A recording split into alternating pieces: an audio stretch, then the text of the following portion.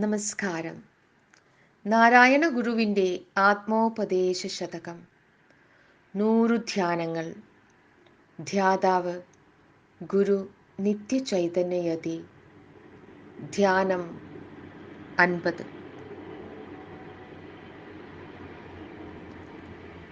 നിലമൊടു നീരതുപോലെ കാറ്റു തീയും വിളിയുമഹംകൃതി വിദ്യയും മനസ്സും അലകളുമാഴിയും എന്നുവേണ്ട എല്ലാ ഉലകുമുയർന്ന് അറിവായി മാറിടുന്നു.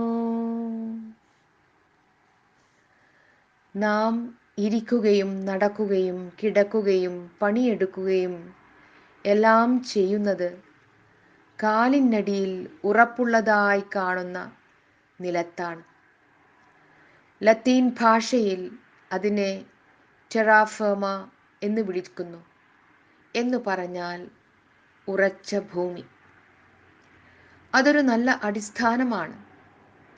പ്രത്യക്ഷത്തിൽ നിശ്ചലമെന്ന് തോന്നുന്ന ഈ ഭൂമിയിൽ ഇരുന്നു കൊണ്ട് ചലനാത്മകമായ പലതിനെയും നാം അനുഭവിക്കുന്നു. ആകാശത്ത് മേഘാവലി വന്നു നിറയുന്നു. പിന്നെ മഴ പെയ്യുകയായി. നദികൾ പാഞ്ഞൊഴുകുന്നു. സമുദ്രം അല തല്ലുന്നു. കുഞ്ഞിക്കാറ്റ് വന്ന് തോട്ടത്തിലെ പൂക്കളെ താലോലിക്കുന്നു. വലിയ കാറ്റ് വന്ന് മരങ്ങളെ ഉലയ്ക്കുന്നു. കൊടുങ്കാറ്റ് ശൂളമടിച്ചുകൊണ്ട് കടന്നു പോകുന്നു. ചുഴലിക്കാറ്റ് എല്ലാറ്റിനെയും പുഴക്കി എറിഞ്ഞ് നമ്മെ ഭീതിപ്പെടുത്തുന്നു. ഒരു തീപ്പെട്ടിക്കോലുരച്ചാൽ തീ വരുകയായി. അഗ്നിയുടെ ഒരു ചെറിയ നാളം മെഴുകുതിരിയിലോ വിളക്കിൻ്റെ തിരിയിലോ ഇരുന്ന് കത്തുമ്പോൾ കാണാൻ നല്ല അഴകുണ്ട്.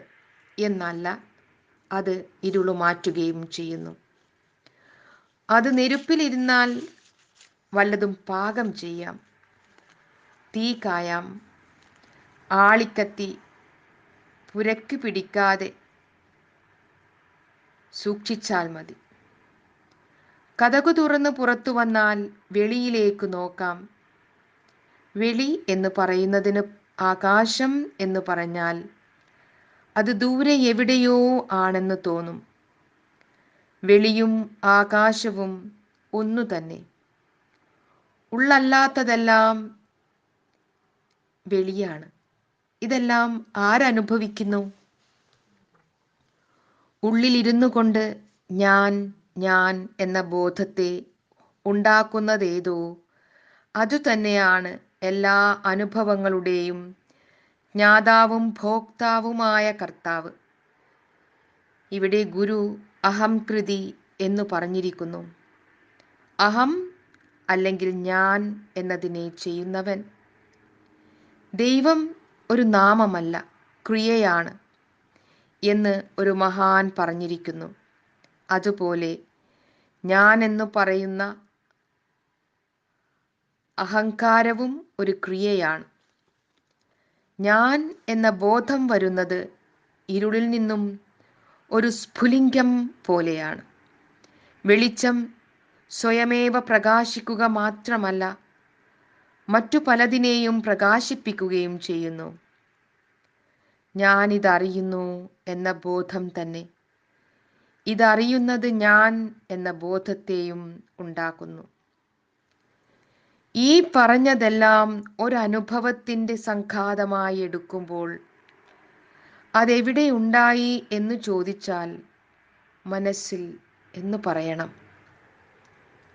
നാരായണ ഗുരു ദൈവദശകത്തിൽ അതീവ സൂക്ഷ്മമായ ഒരു സമീകരണ തത്വം നൽകിയിരിക്കുന്നു.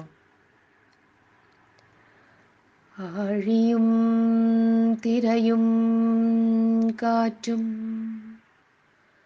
ആഴവും പോലെ ഞങ്ങളും മായയും നിൻ മഹിമയും നീയുമെന്നുള്ളിലാകണം. ഇതിനെ വേറൊരു തരത്തിൽ പറയാം. ആഴി ഞങ്ങൾ, തിര മായ, കാറ്റ് നിന്റെ മഹിമ, ആഴം നീ, അതായത് ദൈവം എന്ന് ഉള്ളിലാകണം, അറിയുമാറാകണം.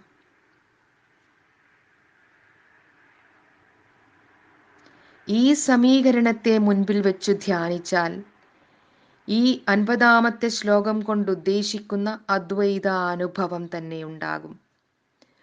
അലയും ആഴിയും വേറെയല്ല, അതുപോലെ കട്ടിയായി ഉറച്ചിരിക്കുന്ന നിലവും ഒഴുകി നടക്കുന്ന വെള്ളവും പിടിച്ചു നിർത്താനാവാത്ത കാറ്റും ഒളിഞ്ഞിരിക്കുന്ന തീയും എല്ലാറ്റിനെയും വിഴുങ്ങി നിൽക്കുന്ന വെളിയും ഞാനും എൻ്റെ ബോധവും എല്ലാം ഇതാ ഉയർന്ന് അറിവായി മാറിടുന്നു എന്നത് ആർക്കുമുള്ള അനുഭവം തന്നെയാണ്.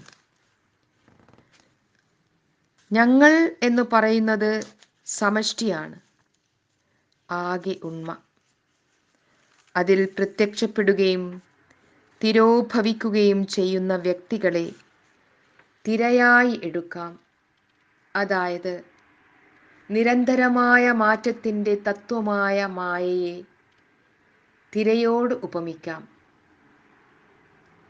ഏകത്വത്തിൽ നാനാത്വം കൊണ്ട് വിശ്വരചനയെ ചെയ്യുന്നതിനെ സ്രഷ്ടാവിൻ്റെ മഹിമയോട് ഉപമിച്ചിരിക്കുന്നു. ആഴം എന്നത് ഉപരിതന തത്വമാണ്. അതിനെ നീ എന്ന് പരാമർശിക്കുന്നത് നീ സത്യം, ജ്ഞാനം, ആനന്ദം എന്ന അർത്ഥത്തിലെടുക്കണം. ദൈവദശകത്തിലെ ഈ പദ്യത്തെ ദൈവദശകത്തിന് ഞങ്ങൾ നേരത്തെ എഴുതി പ്രസിദ്ധം ചെയ്ത വ്യാഖ്യാനത്തിൽ കുറച്ച് വ്യത്യസ്തമായ രീതിയിലാണ് അവതരിപ്പിച്ചിട്ടുള്ളത്. ആഴി എന്ന് പറഞ്ഞാൽ നീ, തിര ഞങ്ങൾ, കാറ്റ് മായ, ആഴം നിന്റെ മഹിമ എന്നു മനസ്സിലാക്കണം എന്നിങ്ങനെയാണ് അവിടെ കൊടുത്തിരിക്കുന്നത്. അങ്ങനെ വ്യാഖ്യാനിക്കാൻ ഇട നൽകുന്നുണ്ടെങ്കിലും ഗുരുവിൻ്റെ മൂലകൃതിയിൽ വാക്കുകൾ അടുക്കി വച്ചിരിക്കുന്നതിൻ്റെ ക്രമം അപ്രകാരമല്ല. ഗുരു പറഞ്ഞ ക്രമത്തിനു തന്നെ വെച്ചു മനസ്സിലാക്കുവാനാണ് ഇവിടെ ശ്രമിച്ചിരിക്കുന്നത്. ആത്മോപദേശ ശതകത്തിൻ്റെ ആദ്യത്തെ പകുതി 49-ാം ശ്ലോകത്തിൽ അവസാനിക്കുന്നു.